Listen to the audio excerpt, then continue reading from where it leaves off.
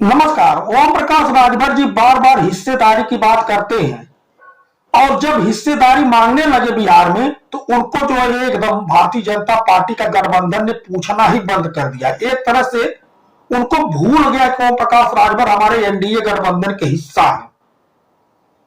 वहीं अनुप्रिया पटेल, जयंत चौधरी और आंध्र प्रदेश चंद्रबाबू नायडू के पुत्र जो है जाकर के वहां प्रेस कॉन्फ्रेंस कर रहे हैं।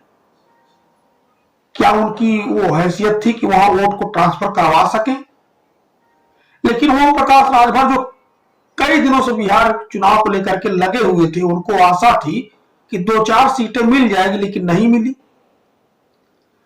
ओम प्रकाश राजभर जी बात करते हैं कि हमें हिस्सेदारी मिलेगी, आरक्षण में हिस्सेदारी मिलेगी, तमाम जगहों पर हिस्सेदारी मिलेगी, समाज शिक्षा नीति लागू होगी।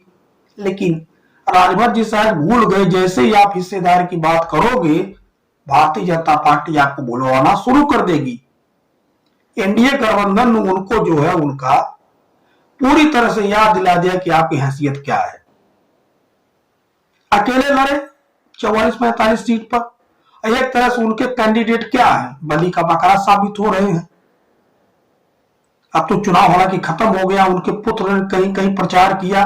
ओम प्रकाश राजभर जी की कितनी रैलियां वहां हुई, उनके कैंडिडेट कहां कहां चुनाव जीत रहे हैं। अगर एग्जिट पोल को ही माना जाए तो एग्जिट पोल में तो कहीं उनके पार्टी का नाम ही नहीं आया। कितने परसेंट वोट, कहां कहां क्या है। हालांकि लास्ट परिणाम जो 14 तारीख को आएगा, यानी ओम प्रकाश राजभर जी ने अपने हक की बात किया, उनको एनडीए गठबंधन ने भुलवा दिया, जो एनडीए गठबंधन के यहाँ उत्तर प्रदेश में अहम घटक दल है। जबकि अनुप्रिया पटेल है, संजय निषाद है, तमाम लोग हैं। जैसे ही हिस्सेदारी मांगना उन्होंने शुरू किया, हमको भी हिस्सा चाहिए, भूल गए लोग। यही है। अब कितने प्रत्याशी जिता लेंगे? ओम प्रकाश राजभर जी कभी अकेले चुनाव लड़ करके जीते नहीं है। अभी जो उनको 6-7 विधायक समाजवादी पार्टी के साथ वह चुनाव लड़े थे, तब वो उनके विधायक बने थे। उससे पहले भारतीय जनता पार्टी के साथ वह मिलकर के चुनाव लड़े थे। तो यह तमाम बातें हैं।